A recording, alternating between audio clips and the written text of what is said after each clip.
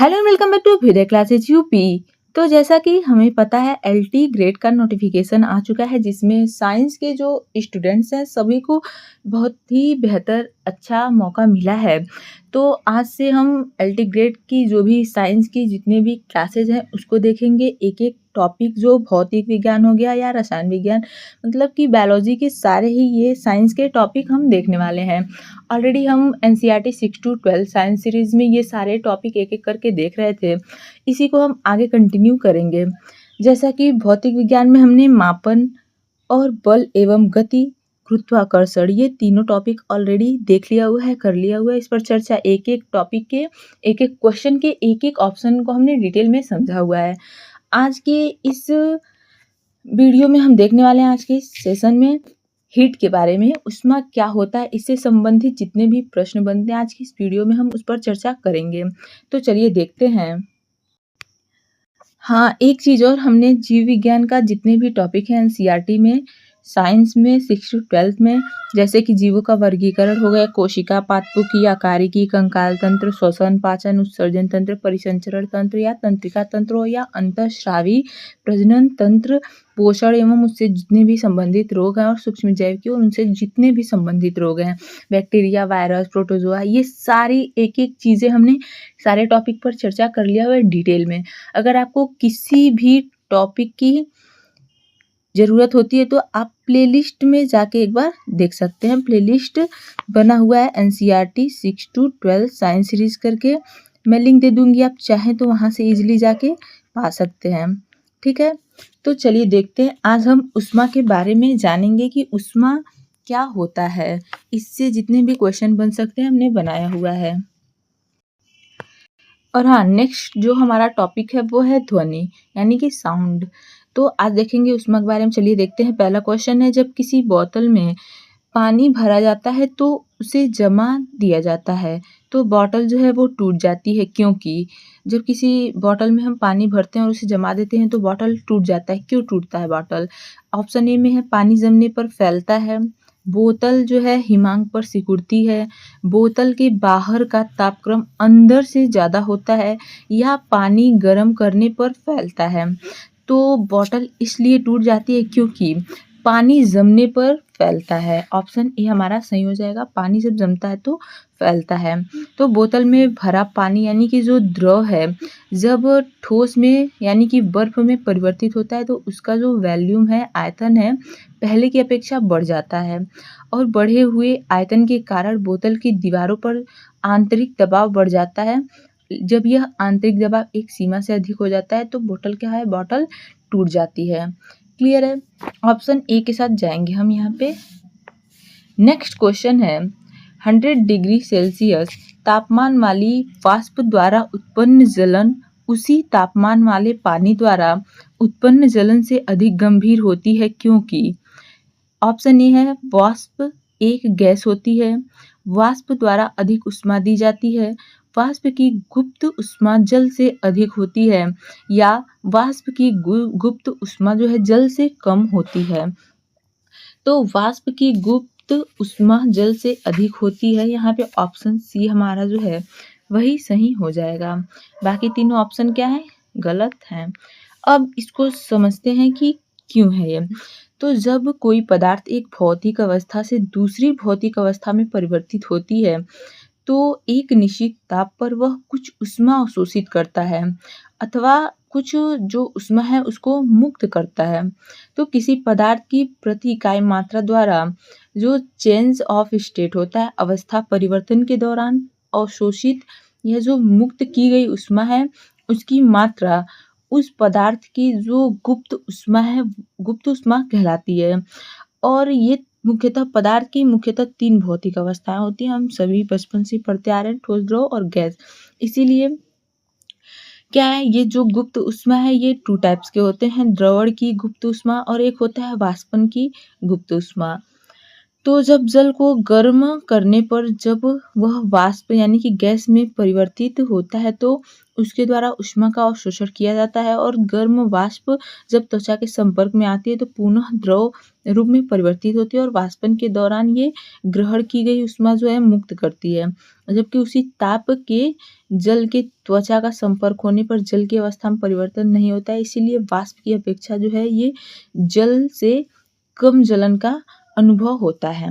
देखते होंगे कि आप या तो रोटी भी बना रहे हैं या कोई भी अगर नई भी रोटी बनाते हैं तो रोटी का जब वो फूलता है, रोटी फूलता है और अचानक से फट जाता है तो उसमें से भाप जो लगता है हाथ पे वो बहुत ही ज़्यादा जलन देता है। या पानी का जो वाष्प है वही आप देखते होंगे बहुत तेज़ उसे लगता है, जबकि जल में उतना नहीं लगता है। तो ये इसी वजह से, इसी कारण से होता है। क्लियर है? नेक्स्ट क्वेश्चन की ओर बढ़ते हैं। इसमें पूछा हमसे पसीना मानव शरीर के लिए मुख्य रूप से सहायक है शरीर की ताप नियंत्रित रखने में, या शरीर में जल की मात्रा को संतुलित करने में, या शरीर में विष पदार्थ जो है उसको निकालने में, या शरीर के छिद्र से गंदगी दूर रखने में। तो बताएंगे कि पसीना मानव शरीर के लिए मुख्य रूप से क्यों सहायक है। ये इसलिए सहायक है, यहाँ ऑप्शन ए जो हमारा सही हो जाएगा, शरीर का ताप नियंत्रित रखने में। अब इसको समझते हैं कि कैसे ये क्या करता है। तो शरीर से निकलने वाला पसीना दो प्रकार से शरीर का ताप जो है उसको नियंत्रित करता है। जब यह जल बिंदुओं के रूप में शरीर पर होता है तो गीलेपन के कारण त्वचा को ठंडक का अनुभव होता है, लेकिन जब यह शरीर से वाष्पित होता है तो शरीर के कुछ ऊष्मा ऑब्जॉर्प्शन होता है, ऑब्जॉर्प्शन ऑफ हीट ऊष्मा का अवशोषण करता है, जिससे हमारा शरीर का तापमान जो है वो कम रहता है, नियंत्रित रहता है। नियंत्रित रखने में ये क्या है, मुख्य रूप से सहायक है। ऑप्शन ये हमारे यहाँ पे सही हो जाएगा। क्लियर है? नेक्स्ट क्वेश्चन में हमसे पूछा है किस अवस्था में गीले कपड़े सबसे जल्दी सूख जाते हैं। आपको बताना है किस अवस्था में जो गीले कपड़े हैं वो सबसे जल्दी सूख जाते हैं।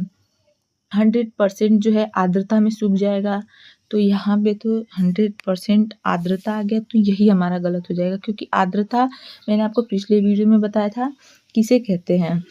और यहाँ पे भी 100% जहाँ पे ये आर्द्रता हो जाएगा, इसको आर्द्रता कर लीजिएगा। तो जहाँ पे 100% आर्द्र रहेगा आपका वातावरण, मौसम, वहाँ पे कहाँ से सूखेगा कपड़ा। तो ये दोनों ऑप्शन तो ऐसे ही हमारे हट गए।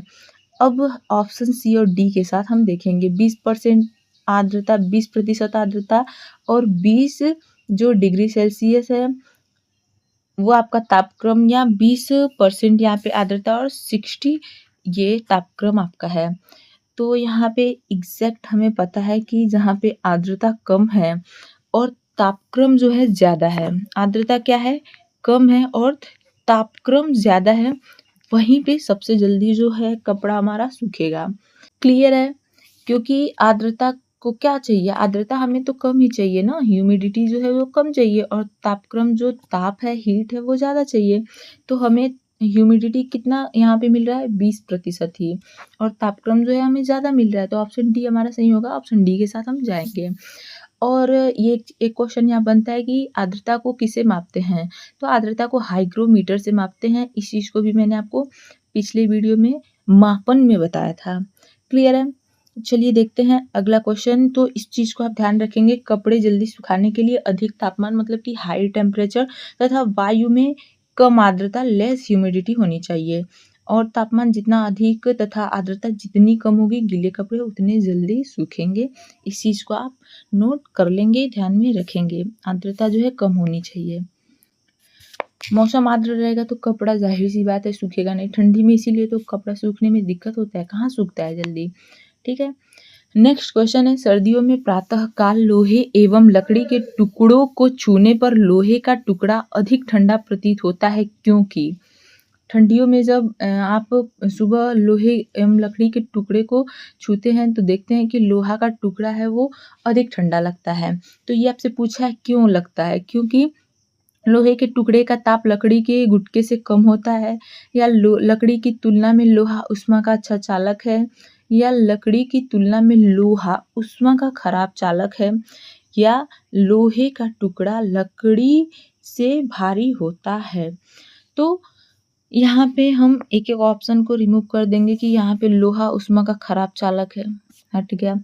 लोहे के टुकड़े का ताप लकड़ी के गुटके से कम होता है, ये भी हट गया हमारा। लोहे का टुकड़ा लकड़ी से भारी होता है, ये भी ऑप्शन नहीं होगा। एकमात्र ऑप्शन बचता है हमारा ऑप्शन बी।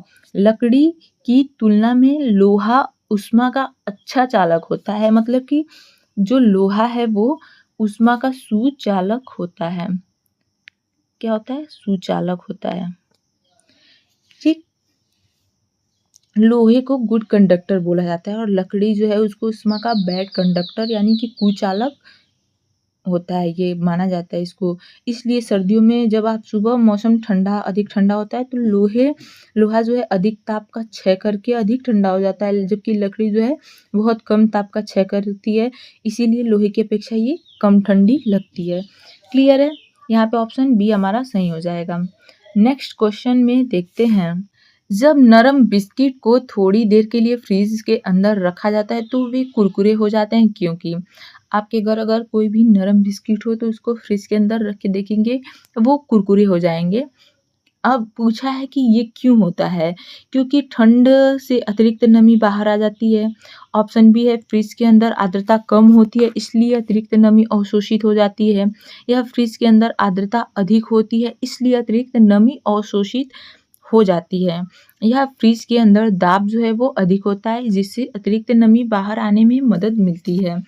तो यहाँ पे हमसे पूछा है कि जब नरम बिस्कुट को हम थोड़ी देर बिस्किट को फ्रिज में रखते हैं तो वो कुरकुरा हो जाता है, क्योंकि फ्रिज के अंदर जो है आर्द्रता कम होती है इसलिए अतिरिक्त नमी अवशोषित हो जाती है। ऑप्शन बी यहाँ पे हमारा सही हो जाएगा। क्लियर है?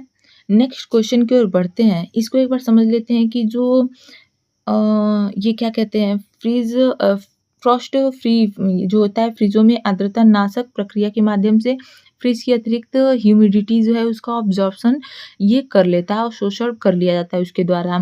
बाद में यह आर्द्रता बर्फ में तथा बर्फ से जल में परिवर्तित होकर फ्रिज से बाहर निकल जाती है। इसीलिए जब सीलन युक्त या कोई नरम बिस्किट होते हैं उसको फ्रिज में रखा जाता है तो उसकी नमी फ्रिज द्वारा जो होती है वो अवशोषित कर ली जाती है और वे क्रिस्पी हो जाते हैं, कुरकुरे हो जाते हैं। इसीलिए ऑप्शन बी हमारा यहाँ पे सही हो जाएगा।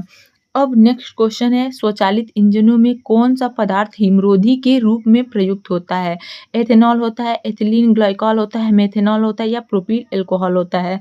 तो स्वचालित इंजनों में जो है वो एथिलीन ग्लाइकॉल जो है वो पदार्थ हिमरोधी के रूप में प्रयुक्त होता है। यहाँ पे भी ऑप्शन बी ही जो है हमारा सही हो जाएगा। ऑप्शन बी के साथ जाएंगे हम, एथिलीन ग्लाइकॉल। क्लियर है? नेक्स्ट क्वेश्चन की ओर बढ़ते हैं। एक स्वस्थ मनुष्य के शरीर का तापमान आपसे पूछा है कितना होता है? 37 डिग्री सेल्सियस होता है, 37 डिग्री फ़ारेनहाइट होता है, या 98.4 डिग्री सेल्सियस होता है, या 98.4 डिग्री केल्विन होता है। तो एक स्वस्थ मनुष्य के शरीर का तापमान जो होता है वो 36.9 डिग्री सेल्सियस या 98.6 डिग्री फ़ारेनहाइट या 309.9 केल्विन होता है। इन तीनों को ही आप ध्यान में रखेंगे। तो यहाँ पे हमसे पूछा है कि क्या होता है, तो ऑप्शन ए के साथ हम जाएंगे। उत्तर यहाँ पे आपका ए हो जाएगा। क्लियर है? अब इसको एक बार और ध्यान में रखेंगे कि एक सामान्य स्वस्थ शरीर का तापमान जो है 97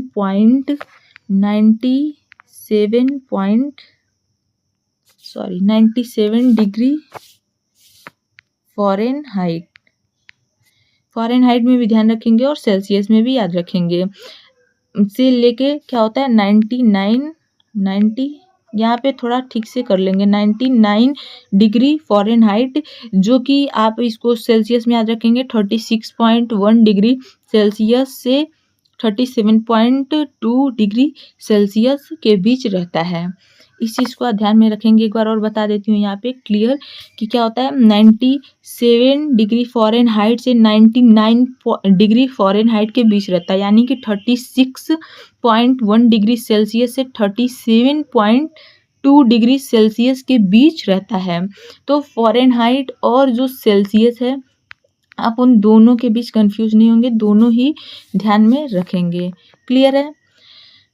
यदि शरीर का तापमान 100.4 डिग्री जो फ़ारेनहाइट है यानी कि 38 डिग्री सेल्सियस से अधिक होता है तो फ़ीवर जो होता है हमें बुखार उसकी स्थिति मानी जाती है यहाँ पे।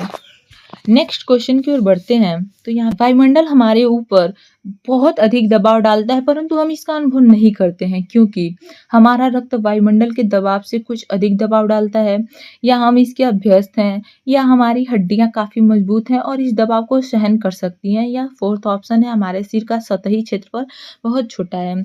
तो यहाँ पे जो है वायुमंडल हमारे ऊपर बहुत अधिक दबाव डालता है परंतु हम इसका अनुभव नहीं करते हैं क्योंकि हमारा रक्त जो है वायुमंडल के दबाव से कुछ अधिक दबाव डालता है। यहाँ ऑप्शन ए जो है हमारा सही हो जाएगा।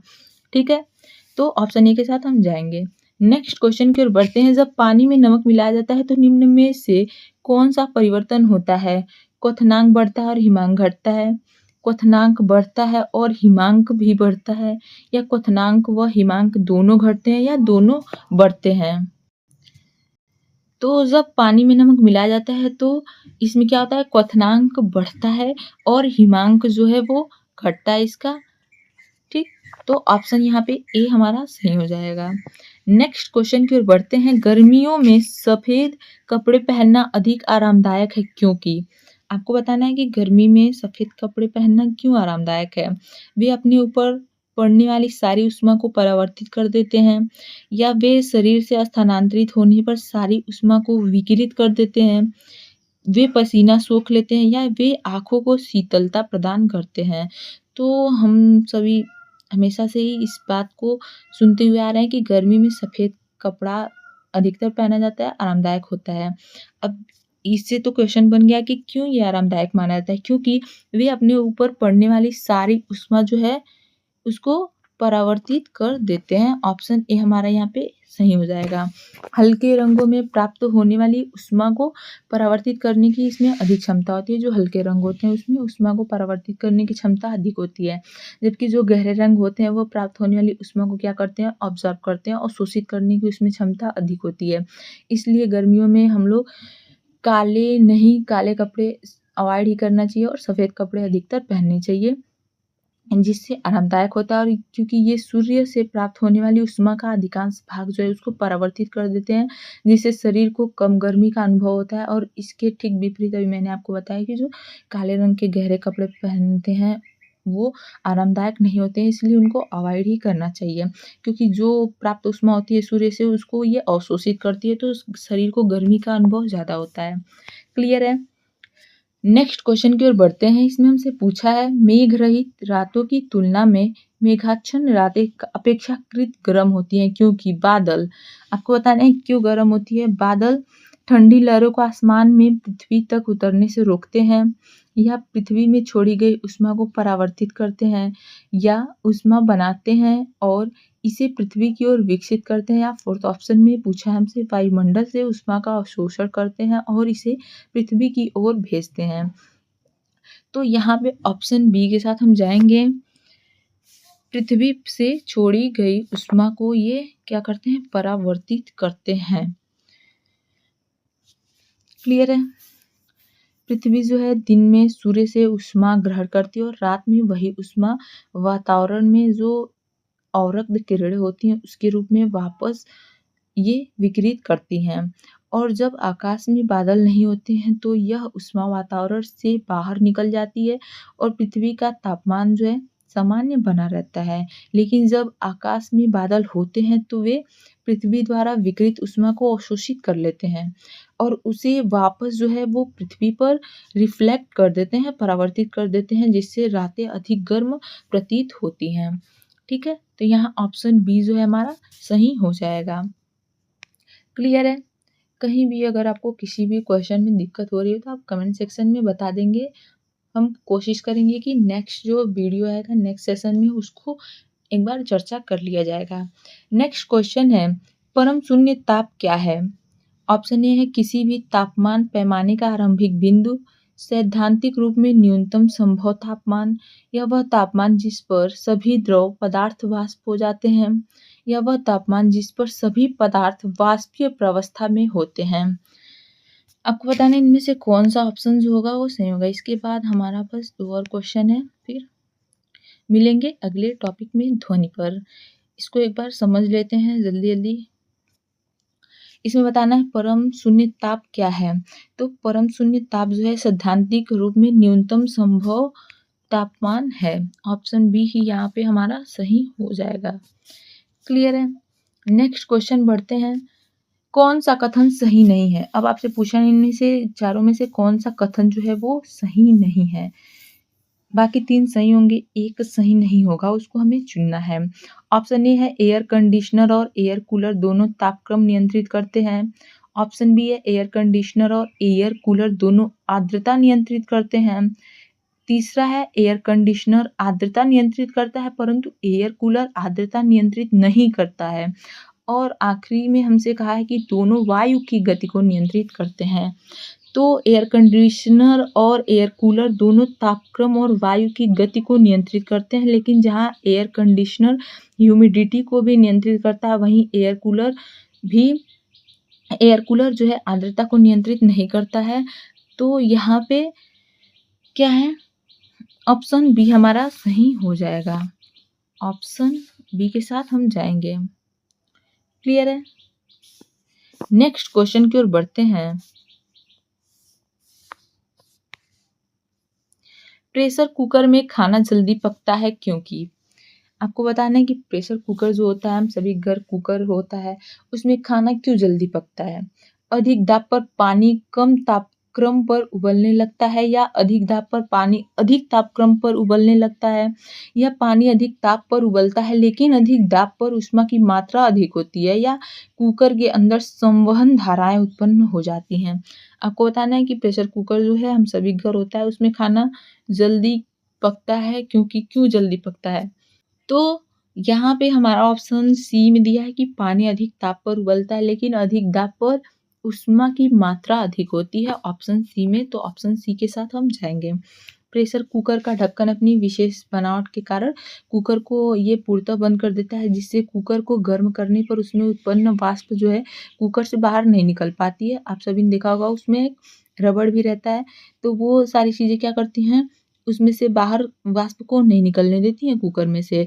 यह वाष्प कुकर के जल पर सामान्य वायुदाब से अधिक दबाव जो है वो डालती है, जिससे जल का क्वथनांक जो बॉइलिंग पॉइंट है वो 100 डिग्री से बढ़कर क्या होता है 120 डिग्री हो जाता है। इस कारण इसका जो अधिक दबाव है उसके कारण तापमान यानी कि ऊष्मा की मात्रा बढ़ जाती है, और इसी बढ़ी हुई ऊष्मा के कारण जो है खाना जो चावल दाल या कुछ भी जो है जल्दी पक जाता है। तो यहाँ ऑप्शन सी हमारा सही हो जाएगा।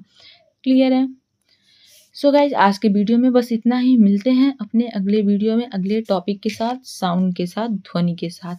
तो मिलते हैं अगले वीडियो में, तब तक के लिए प्लीज़ चैनल से जुड़े रहें। जाते वक्त अब वीडियो क्लासेज यूपी को सब्सक्राइब करना नहीं भूलेंगे, ज़रूर करते जाएंगे। और वीडियो आपको हेल्पफुल लगी तो लाइक और शेयर भी ज़रूर करते जाएंगे। धन्यवाद।